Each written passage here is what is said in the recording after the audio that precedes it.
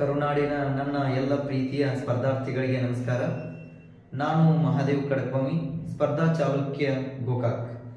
ಆತ್ಮೀಯ ವಿದ್ಯಾರ್ಥಿ ಮಿತ್ರರೇ, ನೀವೇನಾದರೂ ಮೊದಲ ಬಾರಿಗೆ ನಮ್ಮ ಚಾನಲನ್ನು ನೋಡ್ತಾ ಇದ್ರೆ ಸ್ಪರ್ಧಾ ಚಾಲುಕ್ಯ ಗೋಕಾಕ್ ಸಂಸ್ಥೆಯ ಚಾನಲನ್ನು ಸಬ್ಸ್ಕ್ರೈಬ್ ಮಾಡಿ, ಪಕ್ಕದಲ್ಲಿರ್ತಕ್ಕಂಥ ಬೆಲ್ ಐಕಾನ್ ಅನ್ನು ಒತ್ತಿ, ಮತ್ತೆ ವಿಡಿಯೋ ಇಷ್ಟ ಆದ್ರೆ ನಿಮ್ಮ ಸ್ನೇಹಿತರಿಗೆ ಇದನ್ನು ಶೇರ್ ಮಾಡಿ ಅಂತ ಹೇಳ್ತಾ, ಆತ್ಮೀಯ ವಿದ್ಯಾರ್ಥಿ ಮಿತ್ರರೇ, ಇವತ್ತಿನ ದಿನ ನಾವು ಸಂವಿಧಾನದ ಹಿನ್ನೆಲೆಯ ಬಗ್ಗೆ ಒಂದು ಸ್ವಲ್ಪ ಮಾಹಿತಿಯನ್ನು ನೋಡೋಣ. ನಮ್ಮ ಈಗ ಕೇಂದ್ರ ಮಟ್ಟದಿಂದ ಆಗಿರ್ಬೋದು, ನೆಕ್ಸ್ಟ್ ರಾಜ್ಯ ಮಟ್ಟದಿಂದ ಆಗಿರ್ಬೋದು, ಕಾಲ್ಫಾರ್ಮ್ ಆಗ್ತಕ್ಕಂಥ ಇನ್ನಿತರೆ ಹುದ್ದೆಗಳಿಗೆ ಉಪಯೋಗವಾಗ್ತಕ್ಕಂಥ ಇನ್ನಿತರ ಎಲ್ಲ ಸಬ್ಜೆಕ್ಟ್ಗಳಲ್ಲಿ ಈ ಸಂವಿಧಾನವು ಕೂಡ ಏನಂದ್ರ ಮುಂಚೂಣಿಯಲ್ಲಿರ್ತದ. ಇಲ್ಲಿ ಒಂದು ಚಿಕ್ಕ ಸಬ್ಜೆಕ್ಟ್ ಆದ್ರೂ ಕೂಡ ಅತಿ ಹೆಚ್ಚು ಮಾರ್ಕ್ಸ್ ಅನ್ನ ಗಳಿಸುವುದಕ್ಕೆ ಕೇಳಿದಾಗ ಈ ಸಂವಿಧಾನ ಅಂತಕ್ಕಂಥ ಒಂದು ಸಬ್ಜೆಕ್ಟ್ ನಲ್ಲಿ ಗಳಿಸಬಹುದು. ಆತ್ಮೀಯ ವಿದ್ಯಾರ್ಥಿ ಮಿತ್ರರೇ, ನಾವು ಇವತ್ತು ಸಂವಿಧಾನದ ಹಿನ್ನೆಲೆಯ ಬಗ್ಗೆ ಒಂದು ಸ್ವಲ್ಪ ಮಾಹಿತಿಯನ್ನ ಕಲೆ ಹಾಕೋಣ. ಭಾರತದ ಸಂವಿಧಾನ ಅಂತ ಸಂವಿಧಾನವು ಬೆಳೆದ ಬಂದ ರೀತಿ ಯಾವ ರೀತಿ ಇತ್ತು ಅಂತ ನೋಡಿದಾಗ, ಇಲ್ಲಿ ಸಂವಿಧಾನ ಎಂಬ ಪದ ಕನ್ನಡದಲ್ಲಿ ನಾವು ಇದನ್ನ ಸಂವಿಧಾನ ಅಂತ ಕರೆದ್ರ, ಈ ಸಂವಿಧಾನ ಎಂಬ ಪದವು ಸಂವಿಧಾನ ಎಂಬ ಪದವನ್ನ ಆಂಗ್ಲ ಭಾಷೆಯಲ್ಲಿ, ಕನ್ನಡದಲ್ಲಿ ನಾವು ಸಂವಿಧಾನ ಅಂತ ಕರೆದೆವು, ಆಂಗ್ಲ ಭಾಷೆಯಲ್ಲಿ ಏನಂತ ಕರಿತೀವಿ ಅಂದ್ರೆ ಇದನ್ನ ಕಾನ್ಸ್ಟಿಟ್ಯೂಷನ್ ಅಂತ ಕರೀತಾರೆ. ಇದನ್ನ ಆಂಗ್ಲ ಭಾಷೆಯಲ್ಲಿ ಇದನ್ನ ಕಾನ್ಸ್ಟಿಟ್ಯೂಷನ್ ಅಂತ ಕರೆದರು. ಸಂವಿಧಾನ ಎಂಬ ಪದವು ಆಂಗ್ಲ ಭಾಷೆಯ ಯಾವ ಪದದಿಂದ ಬಂದಿದೆ ಅಂತ ಕೇಳಿದಾಗ, ಇದು ಕಾನ್ಸ್ಟಿಟ್ಯೂಷನ್ ಎಂಬ ಪದದಿಂದ ನಮ್ಮ ಸಂವಿಧಾನ ಎಂಬ ಪದ ಬಂದೈತಿ ಅಂತ ಹೇಳಿ. ನಾವು ಕನ್ನಡದಲ್ಲಿ ಸಂವಿಧಾನ ಅಂತ ಕರೆದ್ರ, ಈ ಸಂವಿಧಾನ ಎಂಬ ಪದವು ಆಂಗ್ಲ ಭಾಷೆಯ ಯಾವ ಪದದಿಂದ ಬಂದೈತಿ? ಈಗ ಕಾನ್ಸ್ಟಿಟ್ಯೂಷನ್ ಎಂಬ ಪದದಿಂದ ಬಂದೈತಿ ಅಂತ ನೋಡ್ತೀವಿ ನಾವು. ಹಾಗಾದ್ರ ಈ ಆಂಗ್ಲ ಭಾಷೆಯ ಒಂದು ಪದ, ಆಂಗ್ಲ ಭಾಷೆಯ ಯಾವ ಪದ ಇದು? ಕಾನ್ಸ್ಟಿಟ್ಯೂಷನ್ ಅಂತಕ್ಕಂಥ ಒಂದು ಪದ ಇದು, ಆಂಗ್ಲ ಭಾಷೆಯ ಕಾನ್ಸ್ಟಿಟ್ಯೂಷನ್. ಈ ಕಾನ್ಸ್ಟಿಟ್ಯೂಷನ್ ಎಂಬ ಪದವು ಮೂಲತಃ ಯಾವ ಭಾಷೆಯಿಂದ ಬಂದೈತಿ ಅಂತ ಕೇಳ್ತಾನೆ. ಕಾನ್ಸ್ಟಿಟ್ಯೂಷನ್ ಎಂಬ ಪದ ಇದು ಮೂಲತಃ ಬಂದಿದ್ದು ಲ್ಯಾಟಿನ್ ಭಾಷೆಯಿಂದ ಬಂದೈತಿ ಅಂತ ಹೇಳಿ. ಆಂಗ್ಲ ಭಾಷೆಯ ಕಾನ್ಸ್ಟಿಟ್ಯೂಷನ್ ಎಂಬ ಪದವು ಲ್ಯಾಟಿನ್ ಭಾಷೆಯ ಯಾವ ಪದದಿಂದ ಬಂದಿದೆ ಅಂತ ಕೇಳ್ತಾನ. ಇದು ಲ್ಯಾಟಿನ್ ಭಾಷೆಯ ಕಾನ್ಸ್ಟಿಟ್ಯೂಟ್ ಎಂಬ ಪದದಿಂದ ಬಂದಿದೆ ಅಂತ ಹೇಳಿ. ಲ್ಯಾಟಿನ್ ಭಾಷೆಯ ಕಾನ್ಸ್ಟಿಟ್ಯೂಟ್, ಈ ಲ್ಯಾಟಿನ್ ಭಾಷೆಯ ಕಾನ್ಸ್ಟಿಟ್ಯೂಟ್ ಎಂಬ ಪದದಿಂದ ಬಂದಿದ್ದ ಯಾವ ಕೇಳಿದಾಗ ಕಾನ್ಸ್ಟಿಟ್ಯೂಷನ್ ಎಂಬ ಪದವು ಬಂದೈತಿ ಅಂತ ನೋಡ್ತೀವಿ ನಾವು. ಆತ್ಮೀಯ ವಿದ್ಯಾರ್ಥಿಗಳೇ, ಸಂವಿಧಾನ ಎಂಬ ಪದವು ಆಂಗ್ಲ ಭಾಷೆಯ ಯಾವ ಪದದಿಂದ ಬಂದಿದೆ ಅಂತ ಕೇಳಿದಾಗ ಕಾನ್ಸ್ಟಿಟ್ಯೂಷನ್ ಎಂಬ ಪದದಿಂದ ಬಂದಿದೆ. ಲ್ಯಾಟಿನ್ ಭಾಷೆಯ ಕಾನ್ಸ್ಟಿಟ್ಯೂಷನ್, ಆಂಗ್ಲ ಭಾಷೆಯ ಕಾನ್ಸ್ಟಿಟ್ಯೂಷನ್ ಎಂಬ ಪದದಿಂದ ಬಂದಿದೆ. ಈ ಆಂಗ್ಲ ಭಾಷೆಯ ಕಾನ್ಸ್ಟಿಟ್ಯೂಷನ್ ಎಂಬ ಪದವು ಮೂಲತಃ ಯಾವ ಭಾಷೆಯ ಪದ ಅಂತ ಕೇಳಿದಾಗ ಇದು ಲ್ಯಾಟಿನ್ ಭಾಷೆಯ ಕಾನ್ಸ್ಟಿಟ್ಯೂಟ್ ಎಂಬ ಪದದಿಂದ ಬಂದಿದೆ ಅಂತ ಹೇಳಿ. ಲ್ಯಾಟಿನ್ ಭಾಷೆಯ ಕಾನ್ಸ್ಟಿಟ್ಯೂಟ್ ಎಂಬ ಪದದಿಂದ ಬಂದಿದೆ. ಹಾಗಾದ್ರ ಈ ಲ್ಯಾಟಿನ್ ಭಾಷೆಯ ಕಾನ್ಸ್ಟಿಟ್ಯೂಟ್ ಅಂತಕ್ಕಂಥ ಪದದ ಅರ್ಥ ಏನು ಅಂತ ಕೇಳ್ತಾನೆ. What is meaning by constitute? What is meaning by constitute? ಈ ಕಾನ್ಸ್ಟಿಟ್ಯೂಟ್ ಅಂದ್ರ ಏನ ಅರ್ಥ ಕೊಡ್ತದಂದ್ರ, ಕಾನ್ಸ್ಟಿಟ್ಯೂಟ್ ಅಂದ್ರ ಸಂಯೋಜಿಸು ಅಂತೇಳಿ ಅರ್ಥವನ್ನ ಕೊಡ್ತದ. ಸಂಯೋಜಿಸು ಅಥವಾ ನಿಯೋಜಿಸು ಅಂತೇಳಿ, ಸಂಯೋಜಿಸು ಅಥವಾ ನಿಯೋಜಿಸು ಅಂತೇಳಿ ಅರ್ಥವನ್ನ ಕೊಡ್ತದ. ನಾವು ಜಾರಿಗೆ ತಂದ ಕಾಯ್ದೆ ಕಾನೂನುಗಳನ್ನ ಸಂಯೋಜಿಸಿಕೊಳ್ಳುವುದು ಅಥವಾ ನಿಯೋಜಿಸಿಕೊಳ್ಳುವುದು, ಇದೇ ಏನಾಗೈತಿ ಈಗ ಕಾನ್ಸ್ಟಿಟ್ಯೂಟ್ ಅಂತ ನೋಡ್ತೀವಿ ನಾವು. ಇದೇ ಕಾನ್ಸ್ಟಿಟ್ಯೂಟ್ ಹೋಗಿ ಆಂಗ್ಲ ಭಾಷೆಗೆ ಏನಾಯ್ತದ ಕಾನ್ಸ್ಟಿಟ್ಯೂಷನ್ ಅಂತ ಕರೆದೆವು. ಈ ಕಾನ್ಸ್ಟಿಟ್ಯೂಷನ್ ಎಂಬ ಆಂಗ್ಲ ಭಾಷೆಯ ಪದವನ್ನ ನಾವೇನಂತ ಕರೆಯೋಣ? ಈಗ ಸಂವಿಧಾನ ಅಂತ ಕರಿತೇವೆ ನಾವು. ಈ ರೀತಿ ಸಂವಿಧಾನ ಪದವು ಹಿನ್ನೆಲೆಯ ರೂಪವನ್ನ ಪಡೆದಿತ್ತು ಅಂತ ಹೇಳಿ. ಕನ್ನಡದ ಸಂವಿಧಾನ ಎಂಬ ಪದವು ಆಂಗ್ಲ ಭಾಷೆಯ ಕಾನ್ಸ್ಟಿಟ್ಯೂಷನ್ ಎಂಬ ಪದದಿಂದ ಬಂದಿದೆ. ಈ ಆಂಗ್ಲ ಭಾಷೆಯ ಕಾನ್ಸ್ಟಿಟ್ಯೂಷನ್ ಎಂಬ ಪದವು ಮೂಲತಃ ಲ್ಯಾಟಿನ್ ಭಾಷೆಯ ಕಾನ್ಸ್ಟಿಟ್ಯೂಟ್ ಎಂಬ ಪದದಿಂದ ಬಂದಿದೆ ಅಂತ ಹೇಳಿ. ಹಾಗಾದ್ರೆ ಈ ಕಾನ್ಸ್ಟಿಟ್ಯೂಟ್ ಅಂದ್ರ ಅರ್ಥ ಏನ? ಕಾನ್ಸ್ಟಿಟ್ಯೂಟ್ ಪದದ ಅರ್ಥ ಏನ್ ಕೇಳಿದಾಗ ಸಂಯೋಜಿಸು ಅಥವಾ ನಿಯೋಜಿಸು ಅಂತ ಹೇಳಿ, ಸಂಯೋಜಿಸು ಅಥವಾ ನಿಯೋಜಿಸು ಅಂತ ಹೇಳಿ ಅರ್ಥವನ್ನ ಕೊಡ್ತದ. ನೆಕ್ಸ್ಟ್ ಒನ್, ಆತ್ಮೀಯ ಸ್ಪರ್ಧಾರ್ಥಿಗಳೇ, ಸಂವಿಧಾನ ಎಂಬ ಪದವನ್ನ ಬಳಕೆ ಮಾಡಿದ ಮೊದಲ ವ್ಯಕ್ತಿ ಯಾರು ಅಂತ ಕೇಳ್ತಾನೆ. ಜಗತ್ತಿನಲ್ಲಿ ಯಾವ ಪದ? ಸಂವಿಧಾನ ಎಂಬ ಪದ. ಈ ಸಂವಿಧಾನ ಎಂಬ ಪದ ಬಳಕೆ ಮಾಡಿದ ಮೊದಲ ವ್ಯಕ್ತಿ ಯಾರು? ಯಾಕೆಂದಾಗ ಜಗತ್ತಿನಲ್ಲಿ ಕಾಯ್ದೆ ಕಾನೂನುಗಳು ಜಾರಿಯಾಗಿದ್ದು ಪ್ರಾಚೀನ ಕಾಲದಿಂದಲೂ ಕೂಡ ಕಾಯ್ದೆ ಕಾನೂನುಗಳಿದ್ರು ಕೂಡ ಆಧುನಿಕವಾಗಿ ಏನಾಗ್ತಾವ ಅಂದ್ರೆ ಅವು ಲಿಖಿತ ರೂಪವನ್ನ ಪಡೆದು ಏನಾಗ್ತಾವ ಅಂದ್ರೆ ಜನರ ರೂಢಿಗೆ ಬಂದವ. ಈಗ ಈ ಸಂವಿಧಾನ ಎಂಬ ಪದವನ್ನ ಬಳಕೆ ಮಾಡಿದ ಒಬ್ಬ ವ್ಯಕ್ತಿ ಯಾಕೆಂದಾಗ ಎರಡನೇ ಹೆನ್ರಿ ಅಂತಕ್ಕಂತ ವ್ಯಕ್ತಿ ಬರ್ತಾನೆ ನೋಡಿ. ಎರಡನೇ ಹೆನ್ರಿ, ಪೋರ್ಚುಗಲ್ನ ರಾಜ. ಎರಡನೇ ಹೆನ್ರಿ ಅಂತಕ್ಕಂತ ವ್ಯಕ್ತಿ ಈ ಸಂವಿಧಾನ ಎಂಬ ಪದವನ್ನ ಬಳಕೆ ಮಾಡಿದ್ದ. ಯಾಕಿದಾಗ ಇವನೇ ಬಳಕೆ ಮಾಡಿದ್ದ ಅಂತ ನಮಗೆ ಹೆಂಗ್ ಗೊತ್ತಾಗ್ತೈತಂದ್ರ ಈತನು ಕೆಲವು ಕಾಯ್ದೆ ಕಾನೂನುಗಳನ್ನು ಜಾರಿಗೆ ತರ್ತಾನ. ಎರಡನೇ ಹೆನ್ರಿಯು ಜಾರಿಗೆ ತಂದ ಸಂವಿಧಾನದ ಜಗತ್ತಿನಲ್ಲಿ ಮೊದಲ ಬಾರಿಗೆ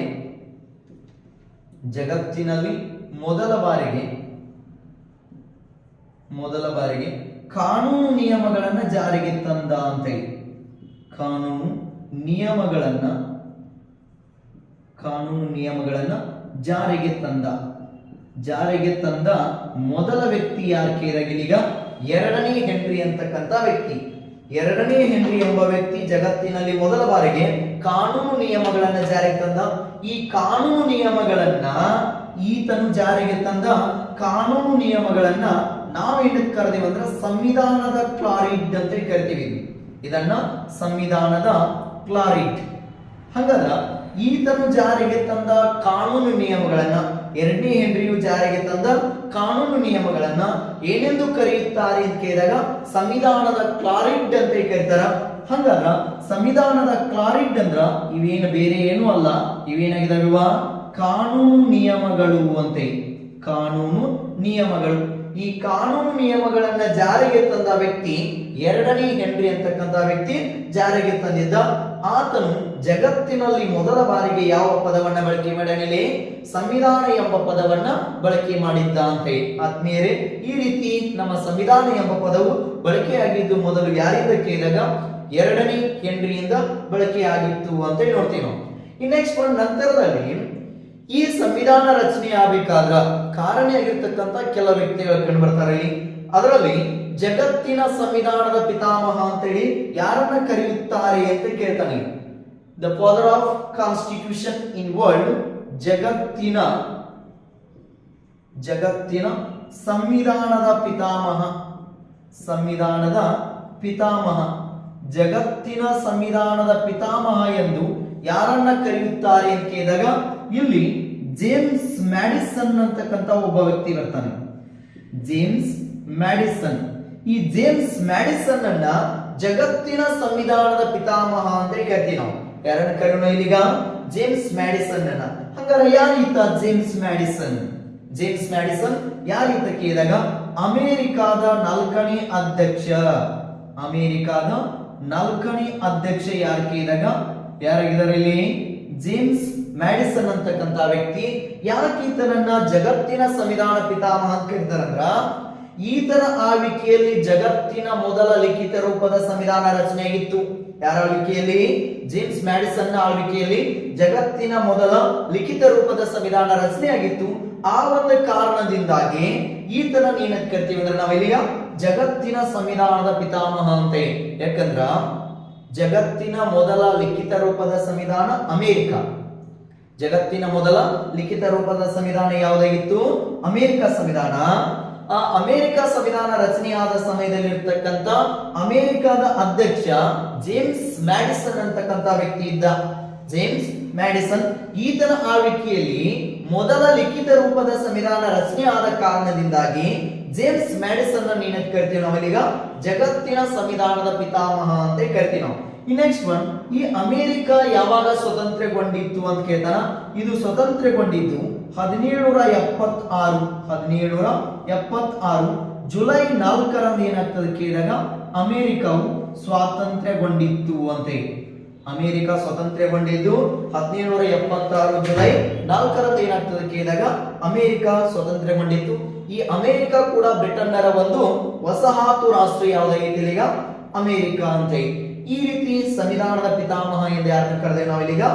ಜೇಮ್ಸ್ ಮ್ಯಾಡಿಸನ್ ಅನ್ನ ನಾವು ಕರೆದಿದ್ದು ಅಂತ.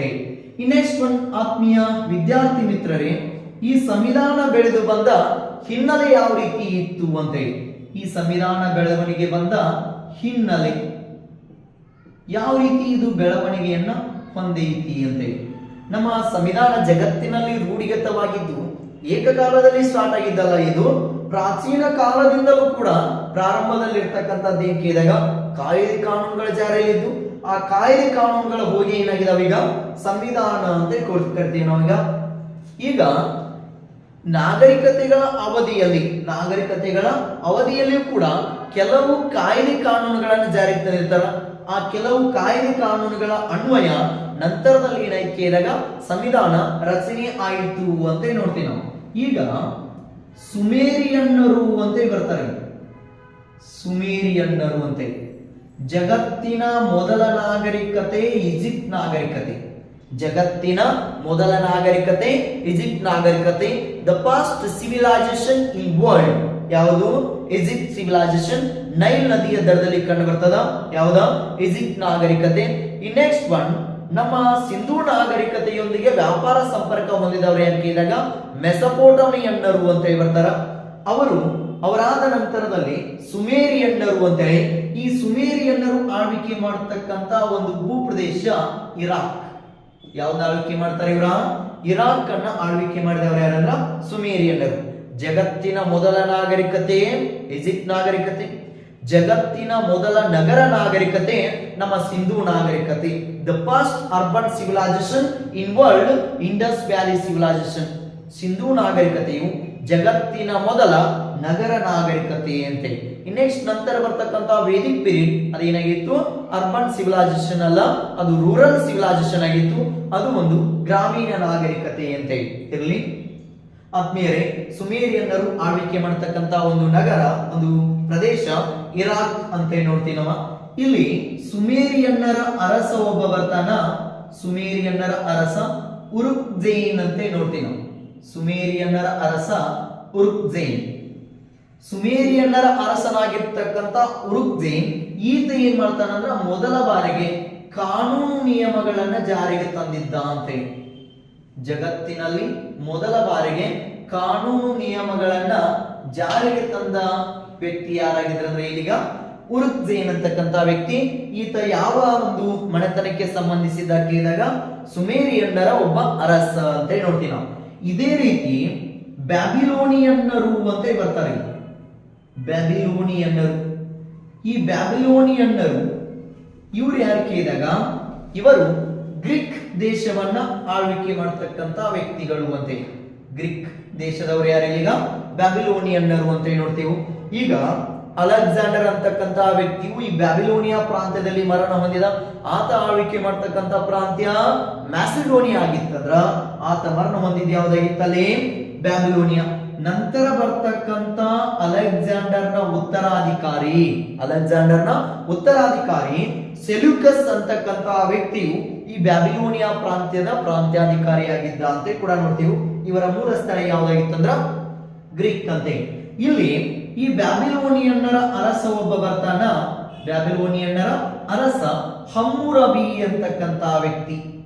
ಬ್ಯಾಬಿಲೋನಿಯನ್ನರ ಅರಸ ಹಮ್ಮುರಬಿ ಅಂತಕ್ಕಂತ ವ್ಯಕ್ತಿ ಇದ್ದ. ಅವರಲ್ಲಿ ಒಬ್ಬ ಬಲಾಢ್ಯ ವ್ಯಕ್ತಿ ಅಂತಾನೆ ಹೇಳ್ಬೋದು. ಯಾರನ್ನ? ಹಮ್ಮುರಬಿ ಅಂತಕ್ಕಂತ ವ್ಯಕ್ತಿ. ಈತನು ಮೊದಲ ಬಾರಿಗೆ ಏನ್ ಮಾಡ್ತಾನಂದ್ರ ನ್ಯಾಯಾಂಗ ಸಂಹಿತೆಗಳನ್ನ ಜಾರಿಗೆ ತಂದಿದ್ದ. ಯಾರ? ಹಮ್ಮುರಬಿಯು. ಈತ ಏನ್ ಮಾಡ್ತಾನಂದ್ರ 285 ನ್ಯಾಯಾಂಗ ಸಂಹಿತೆಗಳನ್ನ ಜಾರಿಗೆ ತಂದ ಅಂತೇಳಿ. ಇವುಗಳನ್ನ ಯಾರ ಜಾರಿಗೆ ತಂದಾರ ಅಂತ ಕೇಳ್ತಾನೆ ಇಲ್ಲಿ. ಜಾರಿಗೆ ತಂದ ವ್ಯಕ್ತಿ ಯಾರಲ್ಲಿ? ಹಮ್ಮುರಬಿ ಅಂತಕ್ಕಂತ ವ್ಯಕ್ತಿ. ಎಷ್ಟು ನ್ಯಾಯಾಂಗ ಸಂಹಿತೆಗಳದಾವ? 285 ನ್ಯಾಯಾಂಗ ಸಂಹಿತೆಗಳದಾವ. ಈ ಸಂಹಿತೆಗಳನ್ನು ಕೂಡ ನಾವು ಏನಂತ ಕರೋಣ ಇಲ್ಲಿಗ ಕಾನೂನು ನಿಯಮಗಳು ಅಂತ ಕರೀತಾರೆ. ಇವನ್ನು ಕೂಡ ಏನಂತ ಕರೆದ್ರೆ ಈಗ ಕಾನೂನು ನಿಯಮ. ಇದನ್ನ ಯಾರ ಜಾರಿಗೆ ತಂದ್ರೆ ಕೇಳಿದಾಗ ಹಮ್ಮುರಬಿ ಜಾರಿಗೆ ತಂದಿದ್ದ ಅಂತ. ಇದನ್ನ ಜಾರಿಗೆ ತರುವುದು ಅಷ್ಟೇ ಅಲ್ಲದೆ ಜಗತ್ತಿನಲ್ಲಿ ಮೊದಲ ಬಾರಿಗೆ ಗುಲಾಮಗಿರಿ ಪದ್ಧತಿಯನ್ನ ನಿಷೇಧ ಮಾಡಿದ್ದ. ಈತನು ಕಾಯ್ದೆ ಕಾನೂನುಗಳನ್ನ ಜಾರಿಗೆ ತರುವ ಮೂಲಕ ಗುಲಾಮಗಿರಿ ಪದ್ಧತಿಯನ್ನ ನಿಷೇಧ ಮಾಡಿದ್ದ. ಗುಲಾಮಗಿರಿ ಪದ್ಧತಿ ನಿಷೇಧ ಮಾಡಿದ. ಇದು ನಾಗರಿಕತೆಗಳ ಅವಧಿಯಲ್ಲಿ ಗುಲಾಮಗಿರಿ ಪದ್ಧತಿಯನ್ನ ನಿಷೇಧ ಮಾಡಿದ ವ್ಯಕ್ತಿ ಯಾರಾಗಿದ್ದಾರೆ ಅಂದ್ರೆ ಹಮ್ಮುರಬಿ ಅಂತಕ್ಕಂತ ವ್ಯಕ್ತಿ ನಿಷೇಧ ಮಾಡಿದ್ದ. ಇನ್ನು ನಂತರದಲ್ಲಿ ಆಧುನಿಕ ಮತ್ತು ಮಧ್ಯಯುಗೀನ ಇತಿಹಾಸದಲ್ಲಿ ನೋಡಿದಾಗ ಈ ಗುಲಾಮಗಿರಿ ಪದ್ಧತಿಯನ್ನ ಅಕ್ಬರ್ ಅಂತಕ್ಕಂತ ವ್ಯಕ್ತಿ 1562ರಲ್ಲಿ ಈ ಪದ್ಧತಿಯನ್ನ ನಿಷೇಧ ಮಾಡಿದ್ದ. ಇನ್ನು ನಂತರ ದೆಹಲಿ ಸುಲ್ತಾನರ ಅವಧಿಯಲ್ಲಿ ಒಂದು ಪ್ರಮುಖ ಪಾತ್ರ ವಹಿಸಿದ್ದು ಈ ಗುಲಾಮಗಿರಿ ಪದ್ಧತಿ. ಈ ಪದ್ಧತಿಯನ್ನ ದಿವಾನ್ ಇ ಬಂದ್ಗಾಲ್ ಅಂತಕ್ಕಂತ ಇಲಾಖೆಯಿಂದ ಆಳಲ್ಪಟ್ಟಿತ್ತು. ಅತಿ ಹೆಚ್ಚು ಗುಲಾಮರನ್ನ ಹೊಂದಿರತಕ್ಕಂತ ದೆಹಲಿ ಸುಲ್ತಾನ ಫಿರೋಜ್ ಶಾ ತುಘಲಕ್ ಅಂತಕ್ಕಂತ ವ್ಯಕ್ತಿ ಬರ್ತಾನ. ಎರಡನೇ ವ್ಯಕ್ತಿ ಅಲ್ಲಾವುದ್ದೀನ್ ಖಿಲ್ಜಿ, ಮೂರನೇ ವ್ಯಕ್ತಿ ಯಾರು ಕೇಳಿದಾಗ ಇಲ್ತಮಶ್ ಅಂತಕ್ಕಂತ ವ್ಯಕ್ತಿಗಳು ಈ ಗುಲಾಮಗಿರಿ ಪದ್ಧತಿಯನ್ನ ಒಳಗೊಂಡಿದ್ರು ಅಂತ ನೋಡ್ತೀವಿ ನಾವು. ಇನ್ನು ನಂತರದಲ್ಲಿ ಪ್ರಾಚೀನ ಕಾಲದಲ್ಲಿ ಗುಲಾಮಗಿರಿ ಪದ್ಧತಿಯನ್ನ ರದ್ದು ಮಾಡಿದ ವ್ಯಕ್ತಿ ಹಮ್ಮುರಬಿ. ಮಧ್ಯಯುಗೀನ ಇತಿಹಾಸದಲ್ಲಿ ಇದನ್ನ ರದ್ದು ಮಾಡಿದ ವ್ಯಕ್ತಿ ಯಾರು ಕೇಳಿದಾಗ ಅಕ್ಬರ್ ಅಂತಕ್ಕಂತ ವ್ಯಕ್ತಿ ರದ್ದು ಮಾಡಿದ್ದ ಅಂತ. ಇನ್ನ ಪ್ರಮುಖವಾಗಿ ಬಹಳ ಸಲ ಕ್ವಶನ್ ಒಳಗ ರಿಪೀಟ್ ಆಗಿದೆ ಅಂತ ಕೇಳಿದಾಗ ಹಮ್ಮುರಬಿಯು ಜಾರಿಗೆ ತಂದ ನೀತಿಗಳ ಬಗ್ಗೆ ಕೇಳ್ತಾನ. ಹಮ್ಮುರಬಿಯು ಜಾರಿಗೆ ತಂದ ನೀತಿ, ಈ ತರ ಒಂದು ನೀತಿ ಏನಾಗಿದೆ ಕೇಳಿದಾಗ ಸೇಡಿಗೆ ಸೇಡು ಅಂತೆ. ಸೇಡಿಗೆ ಸೇಡು, ಸೇಡಿಗೆ ಸೇಡು, ಮುಯಿಗೆ ಮುಯಿ ಅಂತೆ. ಸೇಡಿಗೆ ಸೇಡು, ಮುಯಿಗೆ ಮುಯಿ. ಸೇಡಿಗೆ ಸೇಡು, ಮುಯಿಗೆ ಮುಯಿ. ಇದು ಯಾರ ನೀತಿಯಾಗಿತ್ತು ಅಂತ ಕೇಳಿದಾಗ ಹಮ್ಮುರಬಿಯ ಒಂದು ಮುಖ್ಯ ನೀತಿಯಾಗಿತ್ತು ಅಂತೆ. ಸೇಡಿಗೆ ಸೇಡು, ಮುಯಿಗೆ ಮುಯಿ. ನಮಗೆ ಯಾರಾದ್ರೂ ಒಬ್ಬ ತೊಂದರೆ ನೀಡಿದ್ದಂದ್ರ ಆತನಿಗೆ ಪ್ರತಿರೂಪವಾಗಿ ನಾವು ಅದನ್ನ ಏನ್ ಮಾಡ್ಬೇಕು, ತೀರಿಸಿ ಬರಬೇಕು ಅಂತೇಳಿ ಸೇಡಿಗೆ ಸೇಡು, ಮುಯಿಗೆ ಮುಯಿ ಇದು ಯಾರ ನೀತಿಯಾಗಿತ್ತು ಅಂತ ಕೇಳಿದಾಗ ಹಮ್ಮುರಬಿಯ ನೀತಿಯಾಗಿತ್ತು. ಆತ್ಮೀಯ ವಿದ್ಯಾರ್ಥಿ ಮಿತ್ರರೇ, ನಮ್ಮದೇ ಆಗಿರ್ತಕ್ಕಂತ ಒಂದು ಸ್ಪರ್ಧಾತ್ಮಕ ಲೋಕದಲ್ಲಿ ಸುತ್ತಲಿನ ಎಲ್ಲ ಪ್ರಪಂಚವು ಏನ್ ಮಾಡ್ತಿರ್ತದ ಅಂದ್ರ ನಮ್ಮ ಸೋಲಿಗಾಗಿ ಕಾಯ್ತಿರ್ತದ. ಆತ್ಮೀಯರೇ, ಅಂತ ಒಂದು ಪ್ರಪಂಚಕ್ಕೆ ನಾವು ತಿರುಗಿಸಿಕೊಳ್ಳುವುದು ಆ ಸೇಡಿನ ಮೂಲಕ ಅವರ ವಿರುದ್ಧ ತಿರುಗಿ ಬೀಳುವುದಲ್ಲ. ಯಾವುದಾದ್ರು ಒಬ್ಬ ವ್ಯಕ್ತಿಯು ನಮಗೇನಾದ್ರೂ ತೊಂದರೆಯನ್ನು ನೀಡಿದಾಗ ಆತನ ವಿರುದ್ಧ ತಿರುಗಿ ಬೀಳುವುದಲ್ಲ, ಆತನ ವಿರುದ್ಧ ಬೆಳೆದು ನಿಲ್ಲುವುದೇನಾಗ್ತದೆ ಅಂದ್ರ ನಿಜವಾದ ಸೇಡು ಅಂತ. ಈಗಿನ ಒಂದು ಸ್ಪರ್ಧಾತ್ಮಕ ಯುಗದಲ್ಲಿ ನಮಗೆಲ್ಲ ವ್ಯಕ್ತಿಗಳು ಏನೇನು ಹೊಂದಿರ್ತಾರೆ, ಇವನ್ ಕೈಯಿಂದ ಏನು ಜಾಬ್ ಆಗ್ತದ, ಇವನ್ ಕೈಯಿಂದ ಏನ್ ಜಾಬ್ ಆಗ್ತದ ಅಂತ ಹೇಳಿ ಅಂದಿರ್ತಾರ, ಇವನ್ ಕೈಲಿ ಏನ್ ಅಚೀವ್ಮೆಂಟ್ ಮಾಡಕ್ ಆಗ್ತದ ಅಂತ ಅಂದಿರ್ತಾರಲ್ಲ, ಅಂತ ವ್ಯಕ್ತಿಗಳೇ ಮುಂದೊಂದು ದಿನ ವಾಟ್ಸ್ಆಪ್ ನಲ್ಲಿ ಸ್ಟೇಟಸ್ ಇಡಬೇಕು ಕಂಗ್ರಾಚುಲೇಷನ್ ಅಂತ ಹೇಳಿ. ವಾಟ್ಸ್ಆಪ್ ನಲ್ಲಿ ಕೂಡ ಸ್ಟೇಟಸ್ ಇಡುವ ಪರಿಸ್ಥಿತಿ ಆ ವ್ಯಕ್ತಿಗಳಿಗೆ ಬಂದಿರ್ತದ. ಕಂಗ್ರಾಚುಲೇಷನ್ ಅಂತಕ್ಕಂತ ಸ್ಟೇಟಸ್ ಗಳನ್ನ ಇಡ್ತಾರ. ಮುಂದೆ ಜಗತ್ತು ಏನಾಗ್ತದ ಅಂದ್ರೆ ಬದಲು ಮಾಡಕ್ಕೆ ನಮ್ಮಲ್ಲಿ ಪ್ರಯತ್ನ ಬೇಕು, ಎಫರ್ಟ್ ಗಳನ್ನ ಹಾಕಬೇಕು. ಎಷ್ಟು ನಾವು ಪ್ರಯತ್ನ ಹಾಕ್ತೀವಲ್ಲ ಆ ಪ್ರಯತ್ನಕ್ಕೆ ತಕ್ಕಂತೆ ಏನಾಗ್ತದೆ, ನಮಗ ಒಂದಲ್ಲ ಒಂದು ರೀತಿಯಲ್ಲಿ ಪ್ರಯತ್ನಕ್ಕೆ ಪ್ರತಿಫಲ ಸಿಗ್ತದ ಅಂತ ಹೇಳ್ತೇವೆ.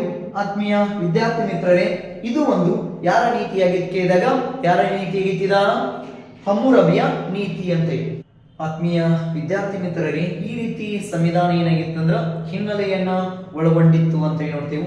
ಇನ್ನು ನಂತರದಲ್ಲಿ ಜಗತ್ತಿನ ಮೊದಲ ಸಂವಿಧಾನ ಯಾವುದು ಅಂತ ಕೇಳ್ತಾನ. ಜಗತ್ತಿನ ಮೊದಲ ಲಿಖಿತ ರೂಪದ ಸಂವಿಧಾನ ಯಾವುದು ಅಂತ ಕೇಳ್ತಾನ. ಇನ್ನಂತರ ಜಗತ್ತಿನ ಅಲಿಖಿತ ಸಂವಿಧಾನ. ಹಿಂಗ ಎರಡು ರೀತಿಯ ಸಂವಿಧಾನಗಳು ಕಂಡು ಬರ್ತಾವ. ಒಂದು ಲಿಖಿತ ರೂಪ, ಇನ್ನೊಂದು ಅಲಿಖಿತ ರೂಪ ಅಂತ ಹೇಳಿದಾಗ, ಲಿಖಿತ ಅಂದ್ರ ಬರವಣಿಗೆಯ ರೂಪದಲ್ಲಿ ಇರ್ತಕ್ಕಂತಹ ಸಂವಿಧಾನವನ್ನ ಲಿಖಿತ ರೂಪದ ಸಂವಿಧಾನ ಅಂತ ಕರೆದ್ರ, ಇನ್ನು ಬರವಣಿಗೆ ಇಲ್ಲದ ಸಂವಿಧಾನವನ್ನ ಅಲಿಖಿತ ರೂಪದ ಸಂವಿಧಾನ ಅಂತ ಕರೆದೆವು. ಈ ರೀತಿ ಸಂವಿಧಾನದಲ್ಲಿಯೂ ಕೂಡ ಏನಾಗ್ತಾವ ಅಂದ್ರ ಎರಡು ಪಾಠಗಳಾಗಿ ನಮ್ಮಲ್ಲಿ ಕಂಡು ಬರ್ತಾವ ಅಂತ ಹೇಳಿ. ಹಂಗಾದ್ರ ಆತ್ಮೀಯ ವಿದ್ಯಾರ್ಥಿ ಮಿತ್ರರೇ, ಜಗತ್ತಿನ ಮೊದಲ ಸಂವಿಧಾನ ಯಾವುದು ಅಂತ ಕೇಳ್ತಾನೆ. ಜಗತ್ತಿನ ಮೊದಲ ಸಂವಿಧಾನ, ಜಗತ್ತಿನ ಮೊದಲ ಸಂವಿಧಾನ. ಆತ್ಮೀಯ ವಿದ್ಯಾರ್ಥಿ ಮಿತ್ರರೇ, the first constitution in world, ಜಗತ್ತಿನ ಮೊದಲ ಸಂವಿಧಾನ ಯಾವುದಾಗಿತ್ತು ಅಂದ್ರೆ ಇಲ್ಲಿ ಶಾನ್ ಮ್ಯಾರಿನೋ ಸಂವಿಧಾನ ಅಂತ ಬರ್ತದೆ.